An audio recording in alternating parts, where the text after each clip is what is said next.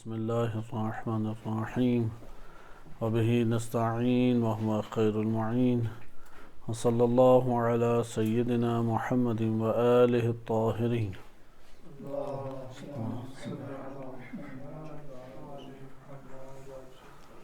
قرآن کریم و روایات اہل بیت علیہ السلام کی روشنی میں ابلیس و شیاطین کا موضوع ماہ مبارک رمضان کی مناسبت سے پیش کیا جا رہا تھا۔ ہم گزشتہ درس میں کلمہ شیطان اور اس کے بعد اس کے جو اوصاف اور احوال قرآن میں ذکر کیے گئے ہیں اس کی طرف منتقل ہوئے تھے۔ قرآن کریم نے انسان کو زمین پر اترنے سے پہلے ایک دشمنی میں ڈالا، یعنی انسان کی دشمنی پہلے ہے اور اس کی زمین پہ زندگی بعد میں شروع ہوئی، لہذا جس کا دشمن نہیں ہے وہ حقیقت میں مومن نہیں ہے۔ اس لیے قرآن کریم نے تکرار کے ساتھ یہ بات بیان کی ہے کہ ممکن نہیں ہے کہ ایک شخص وہ دائرہ ایمان میں زندگی بسر کرے اور شیطان سے وہ دشمنی نہ کرے، اس لیے شیطان کو عدو مبین قرار دیا ہے۔ اور اس کے علاوہ بھی قرآن کریم نے تصریح کی ہے کہ کوئی ایسا نبی گزرا نہیں ہے کہ جس کے انسان اور شیاطین میں، انسان جن و انس میں شیاطین اس کے دشمن نہ ہوں۔ دشمن سے بچنے کے لیے پہلا حربہ جو ہمارے پاس قرآن نے ذکر کیا وہ استعاذہ تھا، کہ جس کا بیان آپ نے سورہ اعراف کی آیات میں ملاحظہ کیا۔ سورہ اعراف کی جو آیات ہم نے آیت نمبر 200 اور پھر اس سے آگے پڑھی تھی، اس میں تذکرہ قرآن کریم نے واضح طور پہ کیا کہ جب شیطان کی طرف سے نزغن، یعنی کوئی چیز باطل کرنے کے لیے جو فساد وہ برپا کرتا ہے، اس اقدام کے لیے وہ ڈالے تو اللہ سے اعوذ پناہ طلب کی جائے۔ اعوذ کہتے ہیں پناہ لینے کو۔ اور اہل تقوی جب انہیں شیاطین میں سے کوئی گروہ مس کر دیتا ہے، یا طائف من الشیطان، یا شیطان میں سے کوئی شے اسے مس کر دیتی ہے اہل تقوی کو، تو وہ اللہ کا ذکر کرتے ہیں، اور اللہ کے ذکر کرنے کی وجہ سے اہل فَإِذَا هُمْ مُبْصِرُونَ، تو وہ بصیرت پیدا کر لیتے ہیں، دیکھنے لگ جاتے ہیں۔ بالفاظ دیگر اگر شیطان مس کر دے انسانی وجود کو تو وہ نابینا انسانی وجود اندر سے ہو جاتا ہے۔ ظاہری آنکھیں تو کام کرتی ہیں لیکن بصیرت ہے، شعور ہے، ایمانی کیفیت ہے، نورانیت ہے، یہ سب چیزیں سلب ہو جاتی ہیں۔ اللہ کا ذکر کرنا اور اس سے ربط رکھنا وہ قلوب میں نور کا باعث ہے، بصیرت کا باعث ہے، اسے چیزیں دکھائی دینے لگتی ہیں۔ لیکن شیطان کا شکار اگر ہو جائے تو یہاں پہ وہ نور سلب ہو جاتا ہے۔ اس کے ضمن میں ایک روایت تو آپ گزشتہ درس میں پڑھ چکے کہ جس میں یہ ذکر کیا گیا کہ کس طریقے سے شیاطین وہ آ کے گھیرتے ہیں اور انسان کو لاچار کر دیتے ہیں، لیکن ذکر الہی کرنے سے انسان اس گردش سے باہر آ جاتا ہے۔ ایک حدیث ہمارے کتب میں وارد ہوئی ہے امام صادق علیہ السلام سے، کہ اس حدیث میں امام صادق علیہ السلام فرماتے ہیں، جو میں آپ کی خدمت میں عرض کر رہا ہوں، ابو بصیر سے، امام باقر علیہ السلام سے، یہ ابو بصیر امام باقر علیہ السلام سے نقل فرماتے ہیں کہ ثلاث من اشد ما عمل العباد، کہ جو بندے عمل کرتے ہیں ان میں تین ہیں کہ جو سب سے شدید تر ہے۔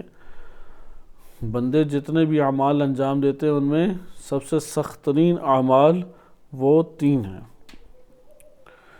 یعنی سخت اعمال میں سے ہے۔ نمبر ایک، انصاف المؤمن من نفسہ، مومن کا اپنے آپ سے منصف ہونا، انصاف کرنا اپنی ذات سے، کیونکہ نفس ہمیشہ ترجیح پیدا کر لیتا ہے، حقداری کا تقاضا اپنے وجود میں برپا کرتا ہے، اور بیجا ایک تقاضا جو عدالت کی سطح سے بلند ہوتا ہے اس کی طرف نفس لے کے جاتا ہے۔ اس لیے انصاف المؤمن من نفسہ، کہ مومن کا اپنے آپ سے انصاف کرنا۔ نمبر دو، مواساۃ المرء اخاہ، کہ بندے کا اپنے بھائی کے ساتھ مواسات کرنا، یعنی اس کی مالی مدد کرنا یا اخلاقی یا معنوی یا روحانی مدد کرنا۔ مواسات کہتے ہیں ایک دوسرے کے برادری کا احساس کرتے ہوئے مدد کرنا۔ مومن آپس میں بھائی ہے، لہٰذا مومنین کے درمیان برادری کا تعلق ہے، برادری ایمانی کا تعلق ہے، تو اس لیے مومنین کو ایک دوسرے سے مدد کرنا لازم قرار دی گئی ہے، ایک دوسرے سے کی خبر لینا لازم قرار دی گئی ہے۔ وَذِكْرُ اللَّهِ عَلَى كُلِّ حَالٍ، اور تیسرا ہے کہ ہر حال میں اللہ کا ذکر کرنا، ہر حال میں۔ وَهُوَ أَن يَذْكُرَ اللَّهَ عَزَّ وَجَلَّ عِنْدَ الْمَعْصِيَّةِ يَهِمُّ بِهَا فَيَحُولُ ذِكْرُ اللَّهِ بَيْنَهُ وَبَيْنَ تِلْكَ الْمَعْصِيَّةِ وَهُوَ قَوْلُ اللَّهِ عَزَّ وَجَلَّ، کہ بعض اوقات ایسا ہوتا ہے کہ اللہ عز و جل اللہ عز و جل کا انسان ذکر کرتا ہے، اب گناہ انجام دینے لگا ہے کہ جس گناہ کا اس نے ارادہ کر لیا ہے، گناہ انجام دینے لگا ہے، تو اس جگہ پہ اس نے ذکر جب کیا اللہ کا، تو یہ ذکر اس کے درمیان اور گناہ کے درمیان حائل ہو گیا، اور اس وجہ سے اس نے گناہ کا ارادہ ترک کر دیا۔ تو یہ اللہ سبحانہ وتعالی، اللہ عز و جل کا فرمان ہے کہ ان الذین اتقوا، کہ جب اہل تقوی آپس میں ملتے ہیں، ان الذین اتقوا، جب اہل تقوی، مسہم طائف من الشیطان، اذا مسہم طائف من الشیطان، کہ جب انہیں شیطان میں سے کوئی گروہ یا کوئی شے مس کرتی ہے، تذکروا، تو یہ ذکر کرتے ہیں، فَإِذَا هُمْ مُبْصِرُونَ، اور پھر دیکھنے لگ جاتے ہیں۔ یعنی شہوت انسان پہ یا غضب انسان پہ جب آتا ہے تو اندھیرا چھا جاتا ہے، کیونکہ شیطان صلاحیت ان کے ذریعے سے کرتا ہے۔ جب سیاہی تاریکی چھا جاتی ہے تو وہ جب اللہ کا ذکر کرتا ہے، اور جو شہوت یا غضب کی وجہ سے ارادہ اس نے کیا تھا گناہ کو انجام دے، اس گناہ کو انجام دینے کا جو ارادہ اس نے کیا ہے، یہاں ذکر کرتے ہوئے وہ تاریکی ختم ہونے لگتی ہے، اسے اس کا انجام، اس کی قباحت، اللہ تعالیٰ کی بارگاہ میں سامنے اس کے حاضر ناظر خدا کے سامنے معصیت، یہ سب چیزیں جب اس کے آشکار اس کے سامنے ہوتی ہے تو وہ معصیت سے کیا ہے، گناہ سے بچ جاتا ہے، دور ہو جاتا ہے۔ تو یہ قرآن کی آیت ہے کہ تذکروا فاذا ہم مبصرون، یعنی ذکر اور بصیرت تعلق آپس میں رکھتے ہیں۔ ادھر ذکر سے مراد لسانی ذکر نہیں ہے، کتنے لوگ غصے کا اظہار وہ کوئی نہ کوئی سبحان اللہ یا ماشاء اللہ، لا حول ولا قوت یا استغفر اللہ اس طرح سے پڑھتے ہوئے کر رہے ہوتے ہیں۔ کتنے لوگ ہیں جو شہوات کا استعمال کرتے ہیں سبحان اللہ یا ماشاء اللہ کہہ کے، کتنے لوگ ہیں جو غضب کا اظہار کرتے ہیں استغفر اللہ یا لا حول ولا قوت کہہ کے۔ لہذا ظاہری ذکر یہاں پہ قطعاً مراد نہیں ہے، بندے کے قلبی طور پہ توجہ جائے۔ جیسے آپ دو افراد آپس میں باتیں کر رہے ہوں تو ایک حساس موضوع پہ جب دوسرا سن رہا ہوتا ہے تو بولنے والا اپنے سامنے کا اور جو سامنے ہے وہ بولنے والے کی طرف توجہ کا، یہ توجہ ذکر کہلاتی ہے۔ اگر ہم نماز ایسی پڑھتے ہیں، کوئی حالت ایسی ہمارے اوپر طاری ہوتی ہے، اللہ کی طرف توجہ ہی نہیں جاتی، خالی ذکر پڑھتے رہتے ہیں، یہ ذکر لسانی ہے، قلب اس میں اغوا ہے۔ جیسے کل عرض کیا کہ یہاں زبان سے تو ذکر جاری ہے، لیکن قلب کیا ہے ہمارا، وہ اغوا ہے، وہ تو ہے ہی شیطان کے پاس۔ پہلے وہ قلب تو آزاد کرایا جائے۔ قلب کیسے آزاد ہوگا؟ جب وہ توجہ کرے گا اللہ کی طرف۔ اللہ کی طرف توجہ کرنا یہ اصل میں وہ نورانیت پیدا کرتا ہے۔ دوسری آیت اس حوالے سے دیکھیں، ہمارے پاس دوسری آیت سورہ نحل میں موجود ہے۔ سورہ نحل میں آیت نمبر 98 ارشاد باری تعالیٰ ہوتا ہے، 97 کو بھی پڑھیں تو سیاق سے ہمارے پاس ایک نتیجہ آ جاتا ہے۔ ارشاد باری تعالیٰ ہوتا ہے من عمل صالحا من ذکر او انثى وهو مؤمن فلنحيينه حیاتا طیبہ، کہ جو بھی صالح عمل کرے، مذکر ہو یا مؤنث، صحیح ہے، مذکر صالح عمل انجام دے یا مؤنث صالح عمل انجام دے، جو بھی صالح عمل انجام دے گا، کیا اس کا نتیجہ نکلے گا؟ یعنی ادھر مذکر مؤنث کی تقسیم نہیں ہے کہ اگر مرد انجام دے تو وہ زیادہ قبول ہے۔ مثلا بعض کا سوچتا ہے نا، مرد اعتکاف میں بیٹھے تو یہ زیادہ قبول ہے، مرد اگر نماز پڑھتا ہے تو یہ زیادہ قبول ہے، خاتون پڑھتی ہے تو ٹھیک ہے، گزارا لائق ہے۔ یہ قرآن واضح بیان کر رہا ہے کہ جو بھی عمل صالح انجام دے گا مذکر یا مؤنث میں سے، وَهُوَ مُؤْمِنٌ، وہ مومن ہے، فَلَنُحْيِيَنَّهُ حَيَاةً طَيِّبَةً، تو ہم اسے پاکیزہ زندگی عطا کریں گے۔ پاکیزہ زندگی سے مراد یہ مراد نہیں ہے کہ فقط جسمانی زندگی کا آباد ہونا، یہ تو کافر اور منافق کو بھی ظاہری جسمانی زندگی موجود ہے۔ حیات طیبہ یعنی اسے معنوی ایک بہترین زندگی آباد اس کے لیے ہوگی، مطمئن بخش زندگی، دنیا میں بھی آخرت میں بھی۔ وَلَنَجْزِيَنَّهُمْ أَجْرَهُمْ بِأَحْسَنِ مَا كَانُوا يَعْمَلُونَ، اور ہم انہیں جزا دیں گے ان کے اجر کی جو بہترین انہوں نے اعمال انجام دیے ہیں، جو اعمال انجام دیے اس کی بہترین جزا ہوگی۔ ہم ایک تفصیلی ٹاپک تمثیل کے عنوان سے پڑھ چکے ہیں کہ انسان کے اوپر ہر عمل اس کا ایک اثر ہوتا ہے، تمثلات یا تمثیل کے عنوان سے پڑھ چکے ہیں۔ مثلاً اگر انسان نے ایک برا عمل انجام دیا ہے تو وہ نفس کے اوپر جو اس کا اثر پڑا ہے وہ نفس کے اندر مختلف چیزیں آباد ہوں گی، کیونکہ موت کس چیز کا نام ہے؟ موت کہتے ہیں انسان کا اپنے ساتھ مشغول ہو جانا، غیر سے تعلق ٹوٹ جانا، اسے کہتے ہیں موت۔ موت کی کئی تعبیرات ہیں کہ جس سے عکاسی کی گئی۔ موت ایک نوع کمال ہے، نقص نہیں ہے انسان کا۔ ہاں اس نے جو نفس کے اندر کمایا وہ نقص ہو سکتا ہے، لیکن خود موت، حیات کے بعد موت، وہ ایک کمال کی طرف انسان کو لے کے جاتی ہے۔ انسان اس دنیا میں جو عمل انجام دیتا ہے اور روح انسانی پہ اس کا ایک اثر برپا ہوتا ہے، تو یہ اثر کیا کرتا ہے؟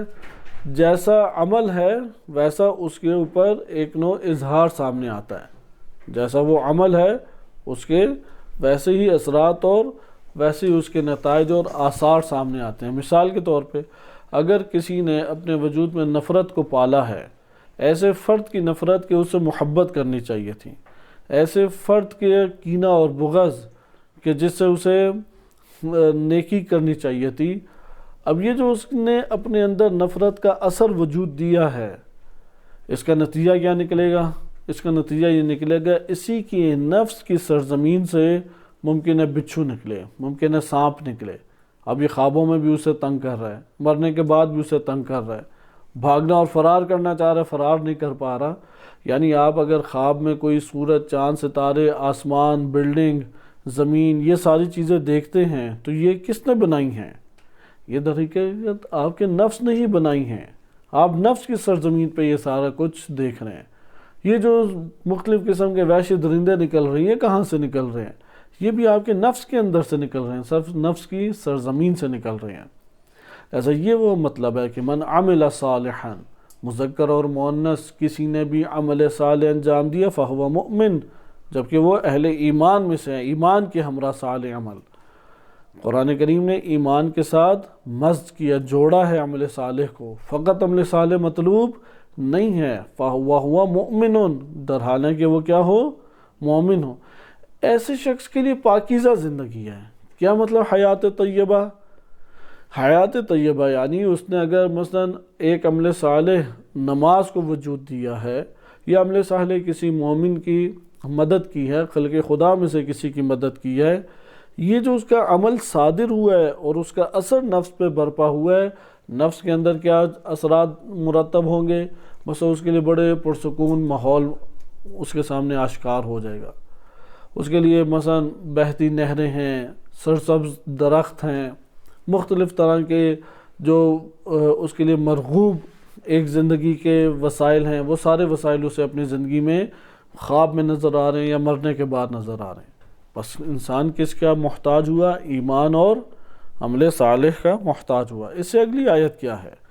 فَإِذَا قَرَأْتَ الْقُرْآنَ، جب آپ قرآن کی تلاوت کرتے ہیں، پڑھنا چاہتے ہیں، فَاسْتَعِذْ بِاللَّهِ مِنَ الشَّيْطَانِ الرَّجِيمِ، تو آپ اللہ کی بارگاہ میں پناہ مانگے شیطان رجیم سے۔ یعنی شیطان انسان تک رسائی حاصل کرتا ہے ہر عمل میں۔ اگر انسان صراط مستقیم پر نہیں ہے پھر تو اس کی ولایت میں ہو گیا۔ صحیح ہے؟ ہر انسان کے ساتھ یہ ٹکراؤ ہر لحظہ چل رہا ہے، کوئی لحظہ انسان کے لیے قابل اطمینان نہیں ہے۔ بالفاظ دیگر موت آ کے کسی کے بارے میں 100% 100% فیصلہ کر دیتی ہے کہ یہ کامیاب انسان ہے یا ناکام انسان ہے۔ غیر معصوم کے علاوہ، یعنی معصوم ہستی کے علاوہ غیر معصوم کے لیے، معصوم ہستی تو واضح معصوم ہے، عصمت کے درجے پہ شیطان یا ابلیس وہ ان کے نفس تک رسائی حاصل نہیں کر سکتا، لیکن جو غیر معصوم ہے وہ زندگی کے کسی بھی حصے میں، جیسے ہم گزشتہ احادیث پڑھ چکے ہیں کہ جب انسان سکرات موت میں ہوتا ہے، یعنی مرنے والا ہے، فرشتہ نظر آ رہا ہے یا فرشتے کے آنے کا وقت ہونے والا ہے، تو آ جاتا ہے ابلیس، وہ کہتا ہے کہ یہ دیکھو تمہاری بہترین حالت، تمہارے بیوی بچے، گھر بار، یہ صحت، یہ سب تمہیں مل جائے گا، مجھے ایک سجدہ کر دو۔ کہے گا میں تو نہیں سجدہ کر سکتا، اٹھ نہیں سکتا۔ وہ کہے گا آنکھوں سے سجدہ کر دو، آنکھوں سے میری طرف اقرار کر دو۔ یہاں پہ یہ سخت ترین مشکل ہے، اگر وہ کر دے، مرنا تو ہے اس نے، وہ ان کی طرف جب نگاہ کرے گا، اس لیے جو اپنے گھر بار، بیوی بچوں، مال دولت، اپنے آرام، نمود و نمائش، ان کے لیے اپنے دین کو قربان کر کے قدم اٹھاتا رہا ہے، وہ وہاں پہ پھنس جائے گا، کیونکہ اس نے تو ساری عمر یہی ریاضت کی تھی کہ جب ٹکراؤ آ جائے، میرا مفاد، بیوی بچوں کا، اہل خانہ کا، گھرانے کا، میرا جب ٹکراؤ آ جائے تو میں نے ان کو فائدہ دے دیا، مد مقابل کو نقصان دے دیا، تو وہ اس فائدے کو لینے کے لیے لپک پڑے گا۔ تو خلاصہ کلام کہ انسان اگر صراط مستقیم پر نہیں ہے، وہ تو ان کی وادی میں ہے، پھر تو شیاطین کا ہی لشکر ہو گیا، لیکن اگر صراط مستقیم پر ہے، مثلا راہ علی بن ابی طالب علیہ السلام میں ہے، مثلا وہ مومن ہے، طالب علم ہے، مرجع ہے، تقلید مجتہد ہے جس کی تقلید کی جاتی ہے، یا اسی طرح سے مجاہد ہے، قاری ہے، حافظ ہے، کتنی ہی آپ لے آئیں، خدمت خلق کرنے والا، یہ ساری راہ ہدایت ہیں یا نہیں؟ اس نے قسم کھائی ہے لَأَقْعُدَنَّ صِرَاطَكَ الْمُسْتَقِيمِ، قرآن کریم کی سری آیت ہے کہ ابلیس نے کیا قسم کھائی کہ میں کہاں بیٹھوں گا؟ میں بیٹھوں گا ہی صراط مستقیم پہ، اور گھات لگا کے بیٹھوں گا۔ گھات لگا کے کیا بیٹھنے کا مراد ہے؟ یعنی ایک لحظہ ابلیس اور شیاطین غافل نہیں ہوتے۔ یہ آپ کو منظر بعض جانوروں کی جو ڈاکومنٹریز ہے اس میں نظر آ جائے گا۔ مثلا ایک جانور ہے، بڑا آرام سے چل رہا ہے، اسے اپنا شکار نظر آتا ہے، آپ کو اس طرح محسوس ہوگا کہ یہ یہاں تک پہنچتے ہوئے 2-3 سیکنڈ تو لگیں گے۔ اب وہ جانور وہاں سے ہی ایک چھلانگ لگاتا ہے اور 1 سیکنڈ پورے ہونے سے پہلے ادھر تک پہنچ جاتا ہے۔ یعنی وہ جو چل رہا ہے، وہ جس رفتار سے جانور چل رہا ہے اس کے مطابق اس جانور تک پہنچتے ہوئے جو اس کا شکار ہے، ممکن ہے کہ اسے 2 منٹ چاہیے تھے، صحیح ہے، 1.5 منٹ چاہیے تھا، یا 1 منٹ پورا چاہیے تھا، آرام سے وہ قریب، لیکن اس کے ادھر پہنچا تو رک گیا، اس کی نگاہ پڑی۔ اب اگر وہ اپنی سابقہ رفتار کے اوپر چلے تو اس کو یہ والا فاصلہ طے کرنے کے لیے حد اقل 30-40 سیکنڈ چاہیے، حد اقل، اور وہ 30-40 سیکنڈ میں قریب آئے گا تو یہ بھاگ جائے گا۔ مثلا ہرن ٹائپ ایک ہے، وہ فوراً ان کی حس بھی بہت تیز ہوتی ہے کہ کھاتے ہوئے وہ دم سے ہی اندازہ لگا لیتے ہیں کہ قریب ہے یا نہیں۔ تو یہ کیا کرتا ہے، ادھر جب آیا تو رک جائے گا، اور انتہائی تیزی سے کہ کیمرہ وہ تیزی کو پکڑ سکتا ہے، وائلہ وہ پکڑی نہیں جاتی، اتنا دیو ہیکل جانور وہ اس تیزی سے جھپٹتا ہے کہ وہ تیزی نہیں دکھائی دیتی۔ یعنی وہ جو اپنے طور پہ فرار کے چکروں میں تھا، اس کی جو ہلکی سی غفلت ہے وہ اس کو کھا گئی۔ یہ شیطان ہے، شیطان ایک لحظہ غفلت نہیں کرتا، وہ گھات لگا کے بیٹھا ہوا ہے۔ یہ کھاتے پیتے، سوتے جاگتے، اٹھتے بیٹھتے، یہ تھوڑی سی غفلت دکھائے میں اس کے اوپر جھپٹ پڑوں۔ لہذا قرآن پڑھنے بیٹھے ہیں، ہم کہیں گے اب تو قرآن ہے، اب تو پاکیزہ جگہ پہ، ادھر ہی آ جائے گا۔ نماز ہے، نماز میں آ جائے گا، روزے کی حالت میں ہے، روزے کی حالت میں آ جائے گا، دوستوں سے گپ شپ کر رہے ہیں، حتیٰ بیت اللہ میں ہیں، بیت اللہ میں اس ٹائم بڑے بڑے جرائم وہاں کے لوگ انجام دیتے ہیں، کیونکہ برقع وہاں پہ عام رائج ہے، تو وہ جو مریض ذہن ہوتے ہیں، مریض قلب ہوتے ہیں، وہ بد نظری کے لیے جاتے ہی خانہ کعبہ میں۔ یہ عربوں میں ایک عام بات رائج ہے، آپ سعودی عرب ڈرائیوروں سے بھی پوچھیں تو آپ کو وہ یہ والی بات بتائیں گے، وہ ان کے آپس میں اس طریقے سے تعلقات بنتے ہیں۔ اسی طریقے سے بقیہ تمام جگہ کوئی جگہ محفوظ نہیں ہے، مدرسہ ہے، مسجد ہے، تو یہ اپنوں میں سے بن کے آتے ہیں. جس طرح سے پہلے بھی عرض کیا کہ خودکش حملہ آور، وہ خودکش حملہ آور عزادار بن کے آتا ہے، ایسا ہے یا نہیں؟ وہ نمازی بن کے آتا ہے. تو اسی طریقے سے یہ بھی ابلیس بھی، وہ اگر ہم طالب علم ہیں طالب علم بن کے آئے گا، اگر ہم مجاہد ہیں مجاہد بن کے آئے گا، حافظ ہیں حافظ بن کے آئے گا. تو جو نیکی آپ انجام دیتے ہیں اس باب سے بات ہے. اسی لیے قرآن کا فائدہ ہی تب ہے کہ جب پہلے اس شیطان رجیم کی تاثیر کو ختم کیا جائے. آپ واہ اللہ قرآن پڑھتے رہیں. کتنے حافظان قرآن تھے جو امام حسین علیہ السلام کے قتل میں شریک تھے، کتنے حافظان قرآن تھے جو امام علی علیہ السلام کا لشکر تھے اور بعد میں انہی کے خلاف ہو گئے، خوارج بن گئے. یہ بہت غور کرنے کی چیز ہے کہ خوارج وہابیوں سے نہیں اٹھ کے آئے تھے، خوارج ناظمیوں سے اٹھ کے نہیں آئے تھے، وہ لشکر علوی سے اٹھ کے آئے تھے، امیر المومنین علیہ السلام کے لشکر سے اٹھ کے آئے. یہ مہم چیز ہے. لہذا یہاں پہ بھی آپ نے دیکھا کہ شیطان رجیم سے اگر نہیں پناہ مانگیں گے تو پھر فَإِذَا قَرَأْتَ الْقُرْآنَ، اس لیے قرآن جب پڑھتے ہیں بسم اللہ کا نہیں اعوذ باللہ کا حکم ہے بالفاظ دیگر. اس لیے آپ نے بزرگ علماء یا ایک رواج دیکھا ہوگا وہ اعوذ باللہ پڑھ کے آیت شروع کر دیتے ہیں، کیونکہ قرآن کی آیات میں استعاذہ وہ شیطان کے اثر سے، یعنی ادھر آپ نے جھگڑنا ہے اسے، آپ نے اطلاع دینی ہے کہ دشمن مجھے پتہ ہے کہ تو وارد ہو سکتا ہے، تو کبھی ایک آیت کے ذیل میں میرے ذہن میں آ جائے گا، کبھی آپ مجھے پڑھتے پڑھتے میرا ذہن کسی اور جگہ خیالوں میں لے جائے گا، آ کے خوبصورت منظر پیدا کرے گا. ممکن اپنا نفس ہی شیطان کا بھائی ہو. باہر تو شیطان تلاش نہ کریں، پہلے اپنے اندر کے شیطان کو تلاش کریں، کیونکہ اندر ایک چپ لگی ہوئی ہے کہ ہر انسان اس کے وجود کے اندر دو کان ہیں، ایک سے شیطان کی سن رہے ہیں، اب معتبر احادیث پڑھ چکے ہیں صاحب کا دروس میں، اور ایک سے فرشتے کی آواز سن رہا ہے. ہر وہ ذہن میں تصور جو خیر کے اوپر مشتمل ہے وہ فرشتے کی طرف سے ہے، اور ہر وہ امر کہ جو شر کے اوپر مشتمل ہے وہ شیطان کی طرف سے مشتمل ہے. لہذا اب ہم قرآن پڑھیں خیالوں میں کھو جائیں گے، قرآن پڑھیں فرقہ واریت کے لیے چیزیں نکالنا شروع کر دیں گے، قرآن کریم پڑھیں اگلے کو نیچ کرنے کے لیے، اگلے کو اپنے سامنے پست کرنے کے لیے، اپنی بات کو اس پر حاوی کرنے کے لیے استدلال قائم کرنے لگ جائیں گے، یا یہ جنات بھگانے ہیں، فلاں استخارے کرنے ہیں، فلاں یہ چیزیں کرنی ہیں. قرآن کریم جس مقصد کے لیے آیا اس مقصد سے روک دے گئے ہیں، کیونکہ شیاطین نے کیا کرنا ہے، یہ عزت اور کرامت کی راہ نہ لے. عزت اور کرامت آج کے دور میں پاکستان کی سرزمین میں بالخصوص ہمارے ہاں یہ کلمات جو ہیں یہ خواب بن چکے ہیں. جب بالکل تصوراتی باتیں کرنی ہو تو کہتے ہیں ہاں یہ والی باتیں کر لو، آزادی ہے، عزت ہے، کرامت ہے، کیونکہ ہر ایک نے مفاد اور خود غرضی کا سبق پڑھ لیا ہے.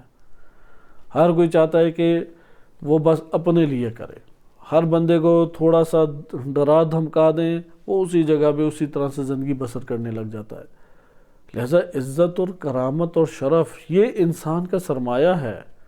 بالفاظ دیگر جس دین سے ایک انسان کو عزت، کرامت، شرف، آزادی، حریت اس کا پیغام نہیں ملتا وہ سمجھ لے کہ دین پر عمل پیرا نہیں ہے. کیونکہ آزادی شیاطین سے آزادی، وہ آزادی نہیں جو ہمارے حکمران نعرے لگاتے ہیں اپنی سیاست چمکانے کے لیے اور پوری قوم کو اپنا غلام بنانے کے لیے کلمہ آزادی کا لفظ استعمال کرتے ہیں، جیسا کہ پہلی دوسری جنگ عظیم میں بھی یہی کام کیا انہوں نے.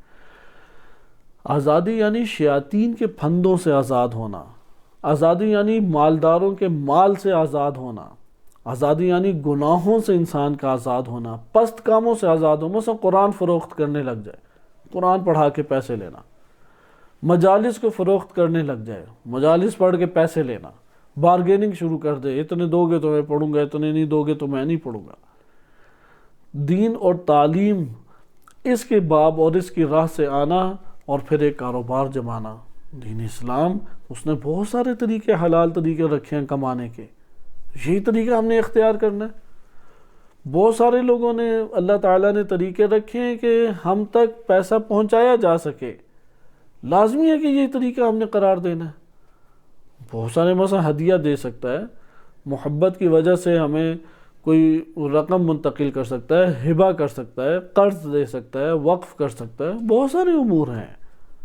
آج آ کے یہ قرآن پڑھانا اور روایات اہل بیت علیہ السلام کو منبر پہ بیان کرنے کی رقم ہم وصول کریں، کیوں؟ تعلیم فقط ایک ذریعہ مال بن جائے، جبکہ ہزار طریقے جو اللہ تعالیٰ نے کمائی کے رکھے ہیں وہ ہمارے پاس کمائی کے طریقے نہ رہیں۔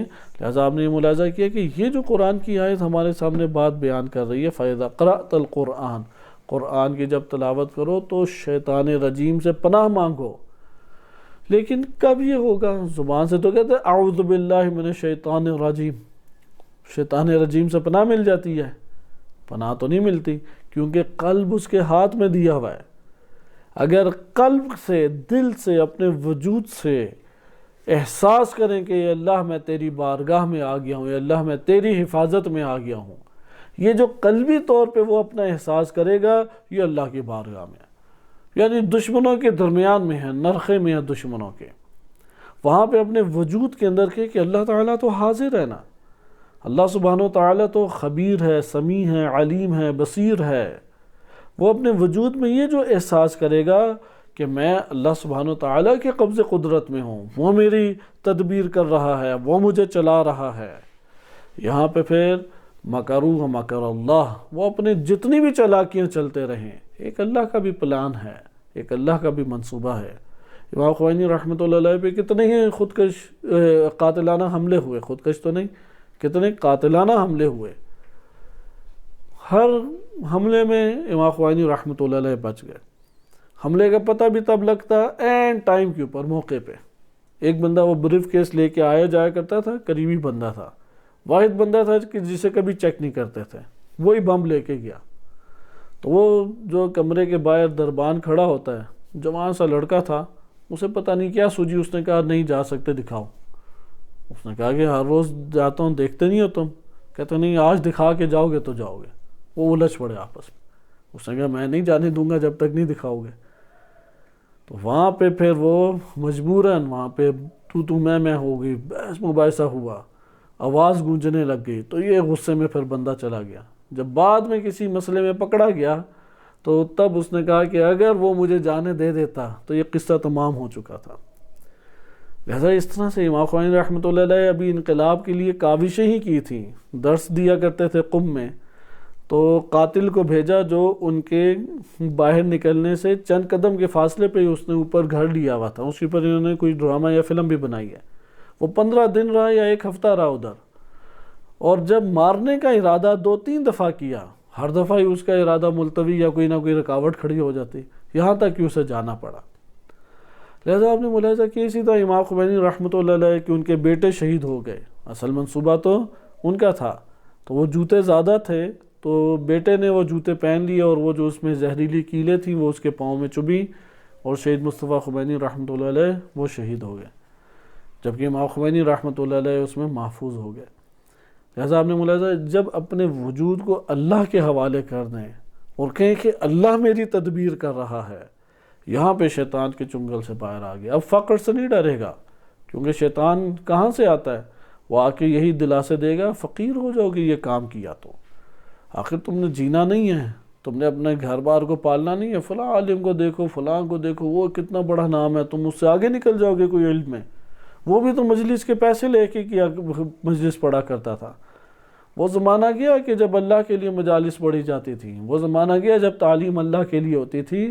آج کے دور میں یہ ساری چیزیں پیسے پہ چل رہی ہیں، یہ شیطان کی باتیں ہیں، اندر سے اٹھ رہی ہیں، اندر ڈال رہا ہے کوئی، سن رہے ہیں ہم اس کی۔ فرشتہ کہے گا کہ تو جب ماں کے پیٹ میں تھا تو تب بھی رزق اللہ دیتا تھا، جب منہ سے مکھی بھی نہیں اڑا سکتا تھا تب بھی اللہ رزق دیتا تھا، جب عقل و شعور نہیں تھا چلتے پھرتے ہوئے کہ کہاں پہ گڑا ہے اور کہاں پہ میں نے جانا ہے کہاں نہیں جانا، تب بھی خدا تجھ کو بچاتا تھا۔ اب جب تیرے ہاتھ پاؤں قوی اور مضبوط ہو گئے تو اللہ تعالیٰ کا کیا رحیم ہونا ماضی میں تھا اور حال میں نہیں ہے اور مستقبل میں نہیں ہوگا۔ آپ تو یہ دعائے جوشن کبیر میں پڑھ چکے ہیں کہ اللہ سبحانہ تعالیٰ کی صفات نعوت لا تتغیر، صفات لا تتغیر یا تغیر، اللہ سبحانہ تعالیٰ کی صفات کبھی بھی متغیر نہیں ہو سکتی۔ تو یہ اس لیے خدا کی ذات پہلے بھی رازق تھی، آج بھی رازق ہے۔ پریشانی کب ہوتی ہے؟ پریشانی اس وقت ہوتی ہے کہ جب اپنے آپ کو رازق کہے انسان. پریشانی اس وقت ہوتی ہے کہ جب اپنے آپ کو انسان کیا کہے؟ مدیر، رب اپنے آپ کو کہنے لگ جائے میں مدیریت کر رہا ہوں، میں مدبریت کر رہا ہوں، میں کروں گا تو نظام چلے گا، میں کروں گا تو مجھے نفع حاصل ہوگا، میں کروں گا تو ضرر حاصل ہوگا. لیکن وہ مان لے کہ نہیں، میرا رازق تو اللہ کی ذات ہے. وہ کر کے دیکھے، وہ اللہ کی ذات کو رازق مانے، رزق اسے حتماً ملے گا. وہ اللہ کی ذات کو اپنا مدبر قرار دے کے دیکھے، وہ اپنی زندگی میں ان مراحل پہ چلتا چلا جائے گا کہ جن مراحل میں اسے گزرنا اپنے کمال اور اپنے ہدف کے اور مقصود تک پہنچنے کے لیے ضروری تھا، وہاں تک وہ پہنچتا چلا جائے گا. یہ اس لیے آپ نے ملاحظہ کیا کہ فَإِذَا قَرَأْتَ الْقُرْآنَ فَاسْتَعِذْ بِاللَّهِ، قرآن سے استفادہ کرنا ہے تو شیطان سے تعلق توڑنا لازم ہے. نہیں شیطان سے تعلق توڑیں گے، اللہ کی پناہ نہیں لیں گے، قلب کو اس کے وسوسوں سے، اس کی زینتوں سے، اس کے اغوا کرنے والے پھندوں سے آزاد نہیں کرائیں گے، تو قرآن کریم کا یہ جو قراءت ہے یہ ثواب کے علاوہ ہمیں کوئی فائدہ نہیں دے گی. اس سے اگلی آیت دیکھیں اِنَّهُ لَيْسَ لَهُ سُلْطَانُ عَلَى الَّذِينَ آمَنُوا، کیونکہ اِنَّهُ لَيْسَ لَهُ سُلطان، شیطان رجیم کو کوئی سلطنت حاصل نہیں ہے. عَلَى الَّذِينَ آمَنُوا، وہ لوگ جو ایمان لائے. یہاں پہ ایک سوال پیدا ہوتا ہے، پیچھے بھی بعض آیات گزر گئیں، آگے بھی آیات بعض آتی ہیں، تکرار سے یہ بات بیان ہوئی کہ میرے خالص مخلصین کے اوپر تیرا سلطنت نہیں چلے گی. ادھر بھی آ رہا ہے کہ اِنَّهُ لَيْسَ لَهُ سُلطَانٌ، اس کے لیے کوئی مسلط ہونے کی گنجائش نہیں ہے. کن کے اوپر؟ عَلَى الَّذِينَ آمَنُوا. ادھر ایمان لانے والے سے فقط معصوم مراد ہے یا غیر معصوم بھی ہیں ایسے؟ یقیناً غیر معصوم بھی ایسے ہیں، وَإِلَّا قرآن کریم یہ بیان کر دیتا فقط معصوم. لہذا انسان خود یہ فرصت دیتا ہے کہ آؤ میرے اوپر مسلط ہو جاؤ. جس نے نہیں دی اس کے اوپر مسلط نہیں ہوں گے، کبھی بھی کبھی مسلط نہیں ہو سکے گا.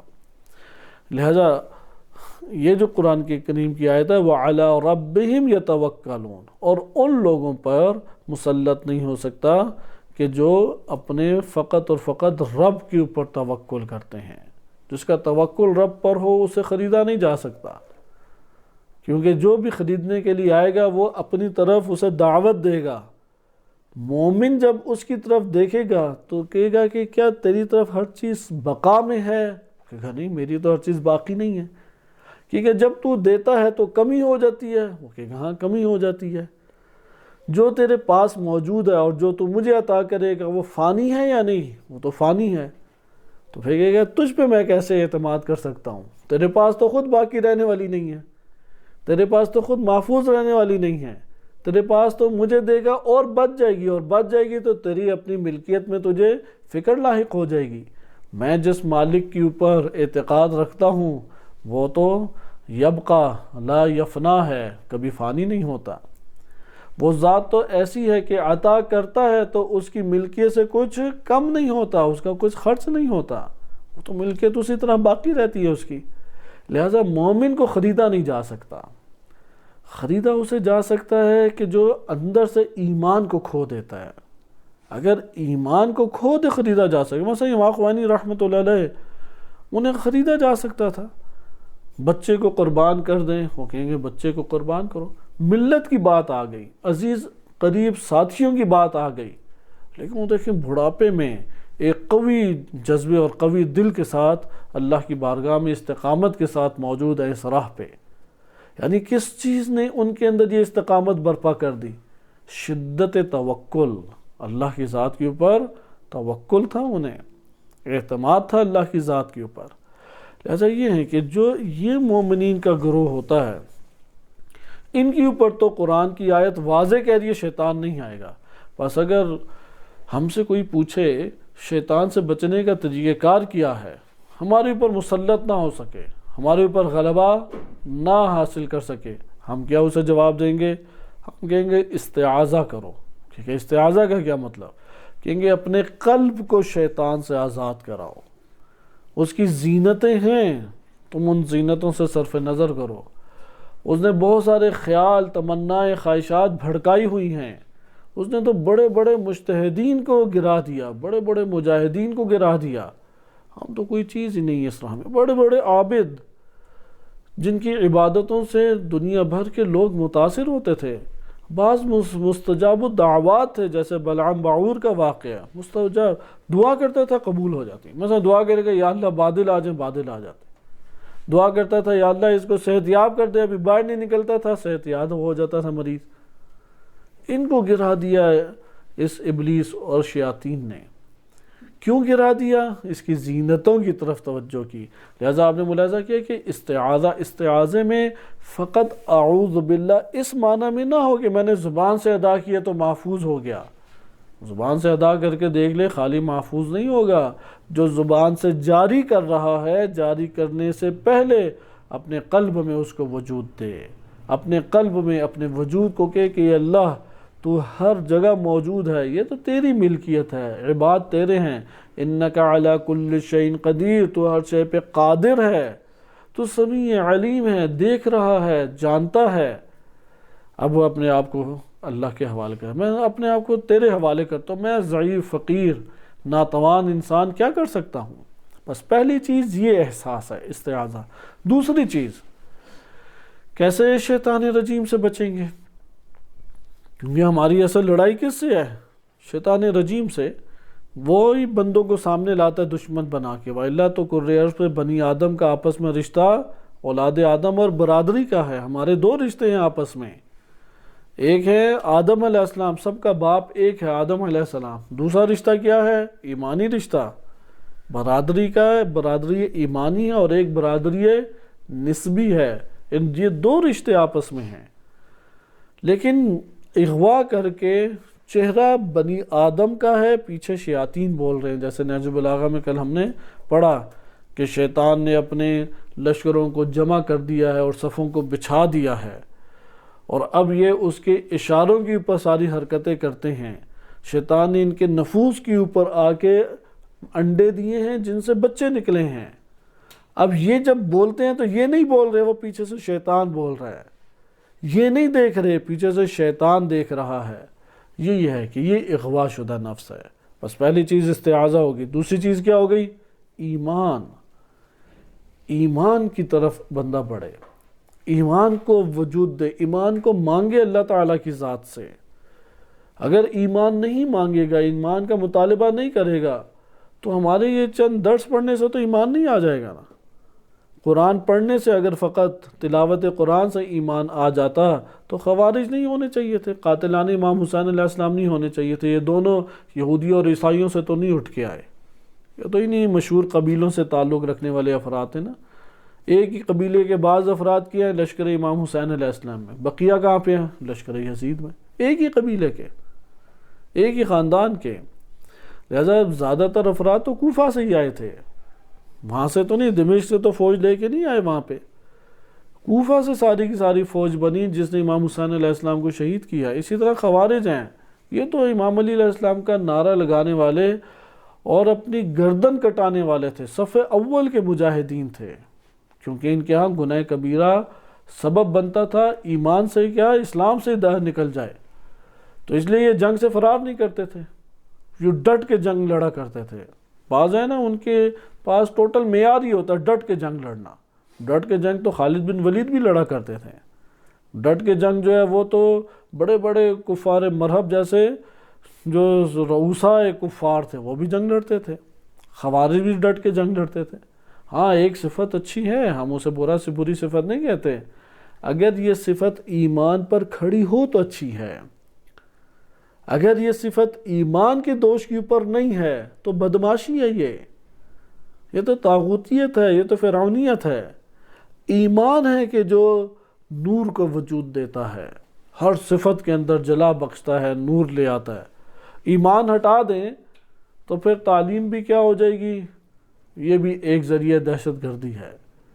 پھر کیا ہے؟ تلوار بھی کیا ہے؟ ذریعہ دہشت گردی ہے۔ تعلیم بھی دہشت گردی اور یہ تلوار بھی دہشت گردی کا ذریعہ ہے۔ ایمان ہے کہ جو امن کو لے کے آتا ہے، اسلام ہے جو سلامتی کو لے کے آتا ہے۔ اس لیے دونوں نام بہت خوبصورت ہیں۔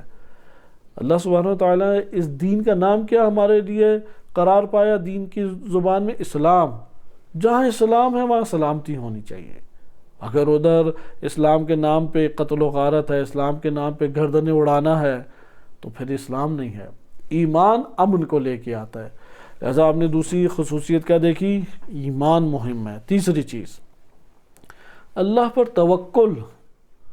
قرآن کا آپ موضوع اٹھائیں توکل، آپ حیران ہوں گے اتنی کثیر آیات توکل پہ. اتنی کثیر آیات آپ کو صبر پہ نہیں ملیں گی، اتنی کثیر آیات آپ کو شجاعت کے اوپر نہیں ملیں گی، اتنی کثیر آیات رکوع سجود ان دونوں پہ نہیں ملیں گی. کیونکہ توکل نشاندہی کرتا ہے کہ مومن ہے یا نہیں. کون ہے اس کا آقا؟ توکل بتاتا ہے. جیسے بچے کو کس پہ اعتماد ہوتا ہے؟ باپ پر اعتماد ہوتا ہے یا انکل کے اوپر اعتماد ہوتا ہے؟ کیوں باپ کے اوپر ہے؟ کیونکہ باپ سے لے رہے ساری چیزیں. اسے پتہ ہے مانگوں گا دے دے گا، میرے نفع کے لیے قدم اٹھائے گا، میرے نقصان کے لیے حرکت نہیں کرے گا، مشکل میں میرے کام آئے گا، مشکل میں مجھے بچائے گا. تو وہ شدت سے اعتماد کرتا ہے. ہزاروں لوگ اسے ایک ہی سطح کے دکھائی دے رہے ہوں تب بھی باپ کی طرف جائے گا. اعتماد ہے، اندھا اعتماد ہے اس کے اوپر. لہذا اعتماد بتاتا ہے کہ اس کا آقا کون ہے، اس کا مولا کون ہے. اس لیے جو اس کے پاس توکل ہوتا ہے اس کے قدم نہ امراء کے سامنے لرزتے ہیں، نہ کرنیلوں جرنیلوں سے اس کے وجود میں تھر تھری پیدا ہوتی ہے، کانپنے لگتا ہے، نہ موت کے آثار دیکھ کے اس کے وجود کے اوپر لرزش آتی ہے، اور نہ ہی کسی قسم کے فقر اور غربت اور سختی کے حالات اس کے وجود کے اندر زلزلہ برپا کرتے ہیں. توکل انسان کو محکم شخصیت عطا کرتا ہے. اس لیے جہاں پر بھی آپ جب تجزیہ تحلیل کریں یہ ان 3-4 چیزوں سے آر ہی پائیں گے. بندے کو ہو نہیں سکتا کوئی ان 3-4 چیزوں میں محکم ہو پھر آپ اس کا کوئی نقص اٹھا کے لے کے آئیں. نہیں آپ کو دکھائی دے گا بندہ. اگر ایک بندہ مثلا فروخت ہو جاتا ہے، ایک بندہ جو ہے ساتھ چھوڑ دیتا ہے، ایک بندہ بے وفائی دکھاتا ہے. وفا تو آج کے دور میں ناپید ایک قسم کی ہو چکی ہے، جبکہ شیعہ کا تعارف آپ روایات اہل بیت علیہ السلام میں دیکھیں وہ وفا سے کرایا گیا ہے. عہد و پیمان تو فطرتاً ہم نے باندھا ہوا ہے. آپ جانتے ہیں نا فطرت میں ہمارا عہد و پیمان کس سے؟ توحید سے، نبوت سے، امامت سے، قیامت سے. زمین پہ آگے کیا کرنا تھا ہم نے کام؟ زمین پہ تو وفا کرنی تھی ہم نے. لہذا تشیع کس سے پہچانی جاتی ہے؟ وفا سے. یہ ہمارے پاس مختلف دعاؤں کے بھی کلمات ہیں کہ جس میں اللہ تعالیٰ کی بارگاہ میں دعا ہے کہ مجھے ایسی ذات بنا دے کہ میں وفا کروں تجھ سے وفا کروں. خلاصہ کلام توکل محکم شخصیت دیتی ہے، ٹھوس شخصیت دیتی ہے. توکل بتاتا ہے کہ آقا کون ہے. توکل بتاتا ہے اگر کسی غیر اللہ پہ توکل کیا وہی اس کا آقا ہے. غیر اللہ پہ توکل کیا ایمان کی مقدار بھی پتہ لگ جائے گی کہ تیرے اندر ایمان کی مقدار تو کتنا اللہ کو رازق سمجھتا تھا، کتنا اللہ کو خالق سمجھتا تھا، ایمان کی مقدار بھی اس کی پتہ لگ جائے. ایسی شخصیت ہو تو شیطان کہاں سے آئے گا؟ وہ تو راہ بند ہو گئی. لہذا اس سے اگلی آیت دیکھیں، انما سلطانہ اس کی سلطنت فقط اور فقط ہوتی ہے کس پر؟ بس یہ تو بتا دیا انہو لیس لہ سلطان. کیونکہ اصل یہی ہے. اسے کیوں مقدم اللہ تعالیٰ نے کیا؟ کیونکہ اصل یہ ہے کہ شیطان کی ہمارے اوپر نہیں ہے سلطنت. ہم شیطان کی قبیل سے نہیں ہے کہ وہ مسلط ہو جائے، آدم علیہ السلام کی قبیل سے ہیں. لہذا شرف اور بزرگی وہ اللہ کی اطاعت کی اساس کے اوپر ہے. لہذا پہلے کیا بیان کی؟ انہو لیس لہ سلطان. ابلیس کے لیے، شیطان کے لیے، شیطان رجیم کے لیے کوئی ہمارے اوپر مسلط ہونے کی گنجائش نہیں ہے. کس شرط پہ؟ علی الذین آمنوا، ایمان لائے، وعلی ربہم یتوکلون، توکل اپنے رب پہ کیا. پھر قرآن بیان کر رہے ہیں ہاں انما سلطانہ، صرف اور صرف اس صورت میں اس کی سلطنت ہمارے اوپر آ سکتی ہے.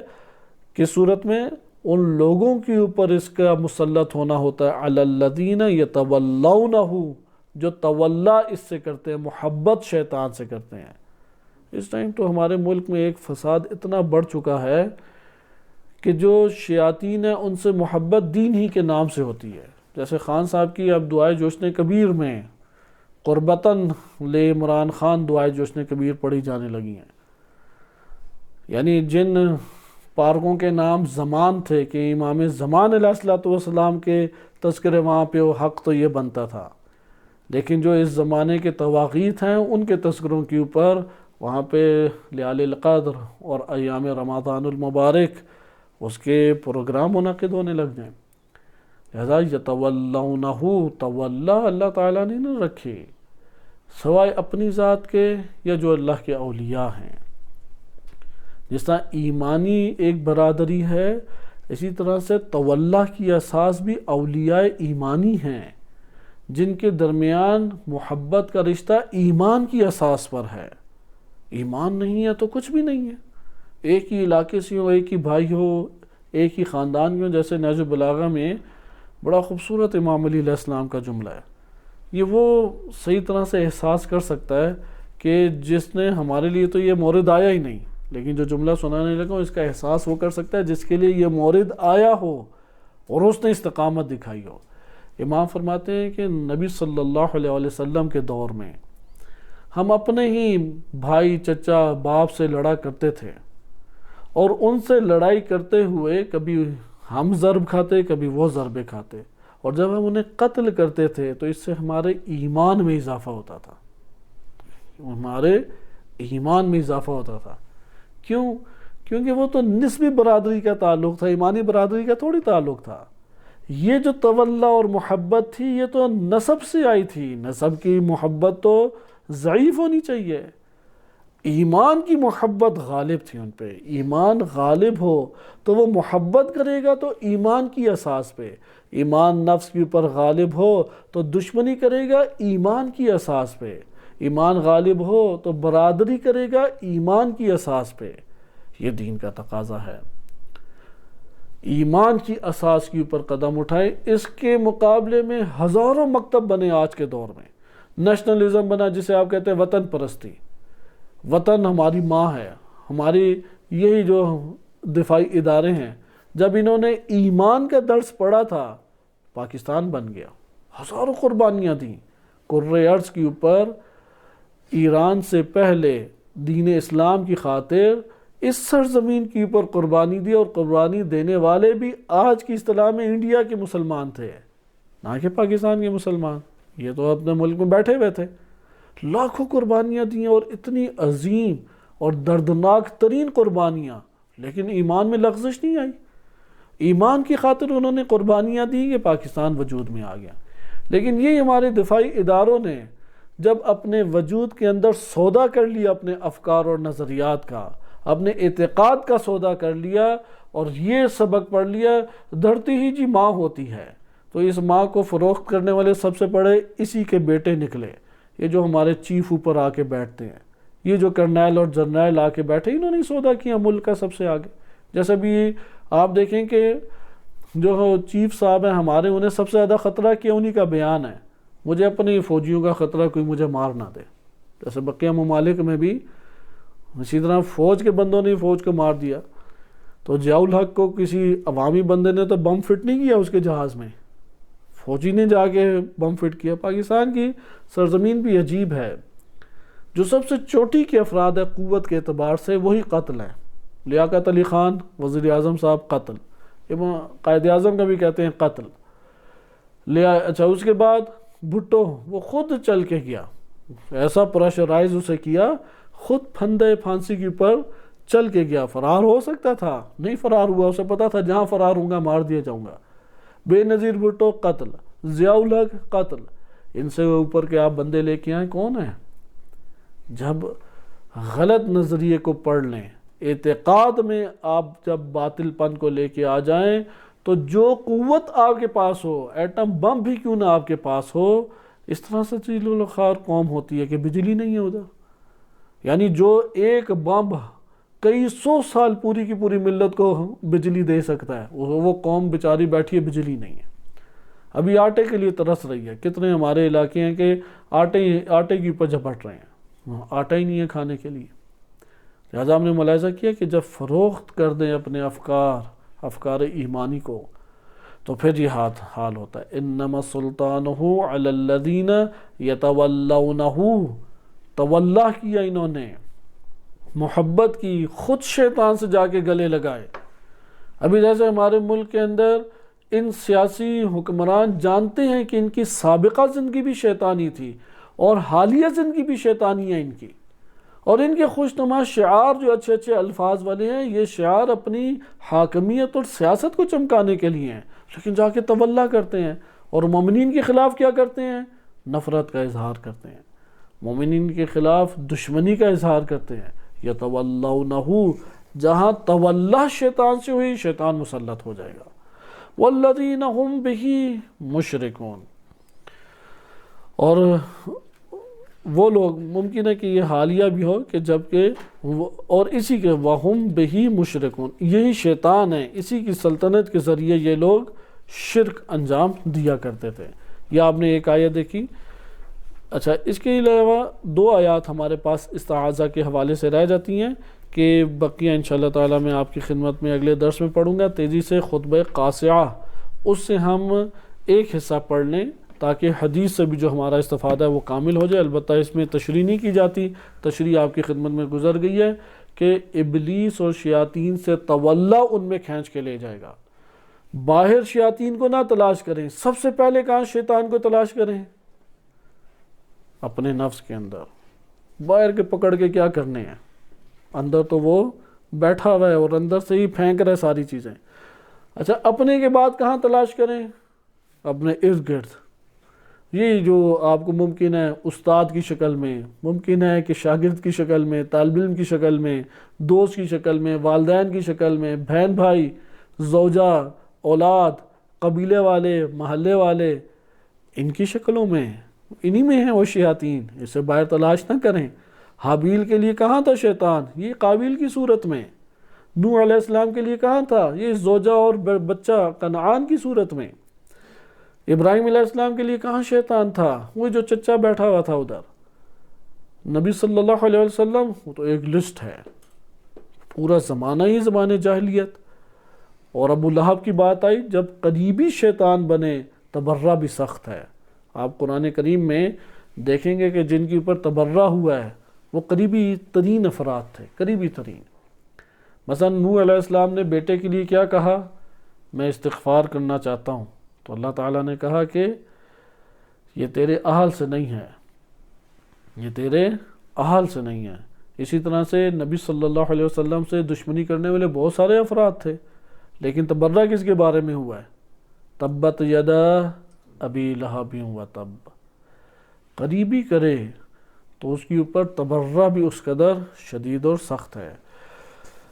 خطبہ قاصعہ سب سے طولانی خطبہ ہے نہج البلاغہ کا، بہت دلچسپ ہے، بہت دلچسپ۔ بار بار پڑھیں، آڈیو میں بھی نیٹ پہ موجود ہے۔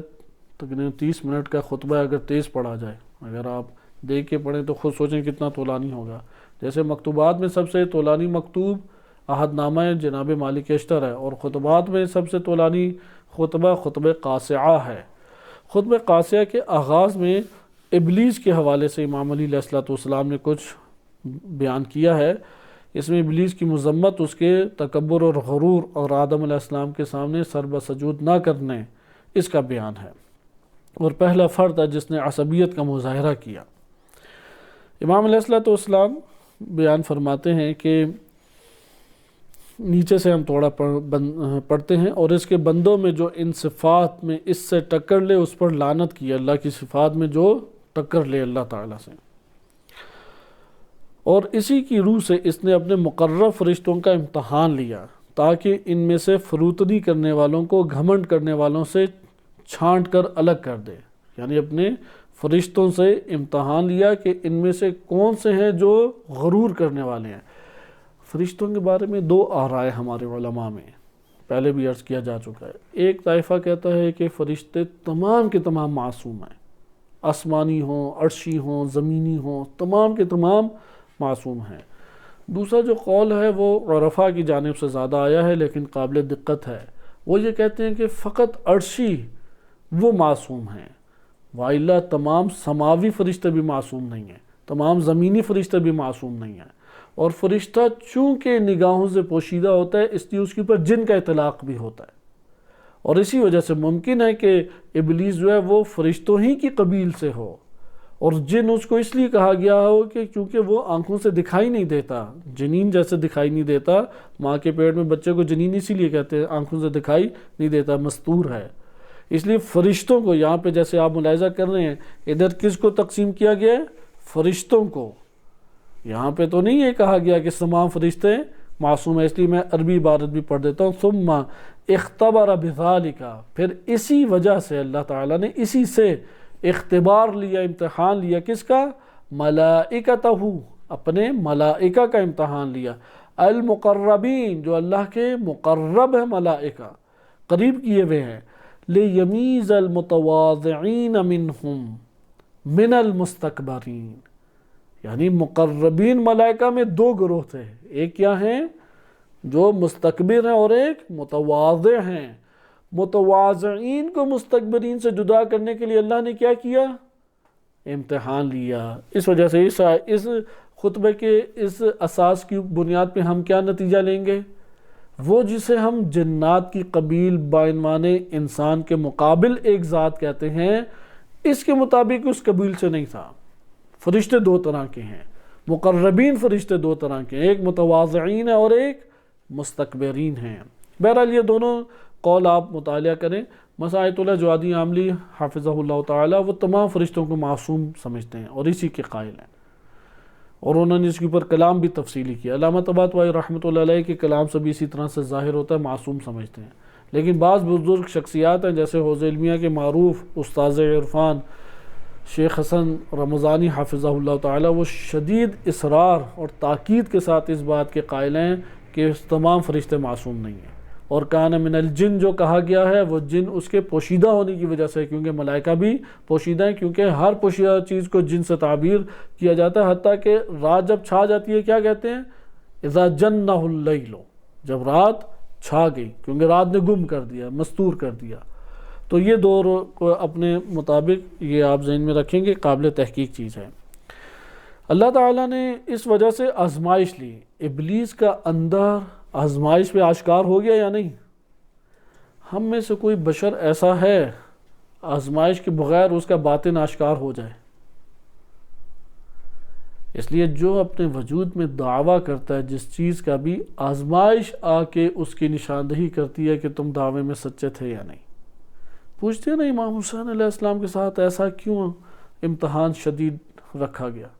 وَإِلَّا تو ہم کہتے کہ یا پروردگار بار الہٰ، اے پروردگار، اگر امام حسین علیہ السلام تمام کمالات انسانی کی اوج پر فائز ہیں تو کوئی منظر تو دکھا، ہم بھی تو دیکھیں کہ علی اکبر جیسا خلقاً و خلقاً شبیہ رسول ہو اور اسے دین کے لیے قربان کر دیں، یہ منظر تو نہیں ہم نے دیکھا۔ لہذا امامت اپنی اوج کے اوپر جلوہ گر ہے کربلا کے میدان میں، اوج کے، یعنی خورشید جب اپنے وسط آسمان کے اوپر روشنی دیتا ہے، اسی طریقے سے کربلا میں امامت بھرپور طریقے سے ذوفشانی کر رہی ہے۔ کسی بھی جہت سے، کسی بھی راہ سے امامت کو خریدا نہیں جا سکتا، وہ فقط اللہ سبحانہ وتعالیٰ کے تابع ہے۔ لہذا اسی طریقے سے دیکھیں کہ ابلیس کا اندر آشکار ہوا، ہم بھی اسی طریقے سے، ہم لوگ اندر سے کیسے آشکار ہوں گے؟ بالفاظ دیگر کسی کا باطن اگر جھانکنا ہو تو کیا کریں؟ یہی ہمیں آیات روایات بتاتی، آزمائش میں ڈالو، دیکھو پیسے نکالتا ہے یا نہیں نکالتا۔ یا جیسے امام علی علیہ السلام نہج البلاغہ میں فرماتے ہیں بولو تاکہ پہچانے جاؤ، ہر انسان بولنے پہ کیا ہے؟ وہ پہچانا جاتا ہے۔ تیزی سے اسے دیکھیں، بقیہ انشاءاللہ بعد میں۔ چنانچہ اللہ سبحانہ وتعالیٰ نے باوجود اس کے کہ وہ دل کے بھیدوں کو اور پردے غیب میں چھپی چیزوں سے آگاہ تھا، فرمایا کہ میں مٹی سے ایک بشر بنانے والا ہوں، جب میں اس کو تیار کر لوں اور اپنی خاص روح پھونک دوں تو تم اس کے سامنے سجدے میں گر پڑنا۔ سب کے سب فرشتوں نے سجدہ کیا مگر ابلیس، اسے سجدہ کرنے میں آر آئی، انا کا نا احساس آئی، اکڑ آئی، اور اپنے مادہ تخلیق یعنی آگ سے بنا تھا کی بنا پہ آدم کے مقابلے میں گھمنڈ کیا اور اپنے اصل کے لحاظ سے ان کے سامنے اکڑ گیا۔ چنانچہ یہ دشمن خدا عصبیت برتنے والوں کا سرغنہ اور سرکشوں کا پیشرو ہے کہ جس نے تعصب کی بنیاد رکھی، اللہ سے اس کی ردائے عظمت و کبریائی کو چھیننے کا تصور کیا، تکبر اور سرکشی کا جامہ پہن لیا اور عجز و فروتنی کا نقاب اتار لیا۔ پھر تم دیکھتے نہیں کہ اللہ نے اسے اپنے بڑے بننے کی وجہ سے، بڑا پیارا جملہ ہے کہ کیا تم دیکھتے نہیں اللہ نے اسے بڑے بننے کی وجہ سے کس طرح چھوٹا بنایا۔ یہ قانون خلقت ہے اس کائنات کے اندر۔ اللہ سبحانہ و تعالیٰ دیگر روایات بھی ہیں، معتبر الکافی کی روایات ہیں، جو جتنا بڑا بنے گا یعنی تکبر کرے گا، روز قیامت اتنا چھوٹا محشور ہوگا۔ ذرات متکبرین جہنم میں کس طرح سے محشور ہوں گے؟ چھوٹے چھوٹے ذرے جو ابھی ہمیں نہیں دکھائی دیتے، اور اہل محشر اپنے پاؤں کے نیچے مسل رہے ہوں گے۔ پھر سب کا حساب ہو جائے گا تو ان کی باری آئے گی۔ لہذا اس جملے کو دوبارہ سنیں، اپنے آپ کو تکبرانہ انداز میں کبھی کسی کے، خصوصاً سب سے خطرناک تکبر میں کون ہے؟ اہل علم اور اہل جمال و اہل قوت، اہل مال، یہ 3-4 طبقات، جن کے پاس مال ہے، جن کے پاس جمال ہے، جن کے پاس قوت ہے، یا جن کے پاس علم ہے، فوراً تکبر آتا ہے، یہ جاہل کہاں سے اٹھ کے آ گیا، ایک تو ان جاہلوں نے بڑا تنگ کیا ہوا ہے، اسے تو کچھ آتا جاتا ہی نہیں ہے۔ صحیح ہے؟ اس لیے اس جملے کو پھر سنیں، پھر تم دیکھتے نہیں اللہ نے اسے بڑے بننے کی وجہ سے کس طرح چھوٹا بنایا، اور بلندی کے زعم کی وجہ سے کس طرح پستی دی۔ دنیا میں اسے راندہ درگاہ بنایا اور آخرت میں اس کے لیے بھڑکتی ہوئی آگ مہیا کی، اور اگر اللہ چاہتا تو آدم کو ایسے نور سے پیدا کر سکتا تھا۔ یہ دلچسپ ایک نقطہ ہے، اگر اللہ تعالیٰ چاہتا آدم کو ایسے نور سے پیدا کر سکتا تھا جس کی روشنی آنکھوں کو چندھیا دے اور اس کی خوشنمائی عقلوں پر چھا جائے، اور ایسی خوشبو کہ جس کی مہک سانسوں کو جکڑ لے، اور اگر ایسا کرتا تو ان کے آگے کیا ہو جاتی؟ سب کی گردنیں خم ہو جاتی۔ آپ جانتے ہیں نا کہ پیکر آدم کس سے بنایا گیا؟ من حمائن مسنون، بدبودار مٹی سے، خوشبوئیں آ رہی ہوتی، نور نورانی اس کی ذوفشانی ہو رہی ہوتی، تو پھر کس نے آگے گھمنڈ دکھانا تھا؟ پھر تو سارے کے سارے جھک جاتے۔ اس کے اوپر اکتفا کرتے ہیں، انشاءاللہ بقیہ ہم اگلے درس میں پڑھیں گے۔ اس روایت کو میں صرف دوبارہ یاد دہانی کرا دوں کہ امام علیہ السلام نے معتبر حدیث میں بیان فرمایا ہے کہ پہلا ذات جس نے قیاس کی وہ ابلیس تھا، اور قیاس بھی غلط کیا۔ اس نے پیکر کو تو دیکھا کہ بدبودار مٹی سے اللہ نے بنایا ہے، لیکن اس پیکر میں جو نور پوشیدہ ہے، اگر اس نور کے اوپر اس کی نگاہ چلی جاتی تو پھر اس کی گردن جھک جاتی۔ صلی اللہ علیہ سیدنا محمد و آلہ طاہرین۔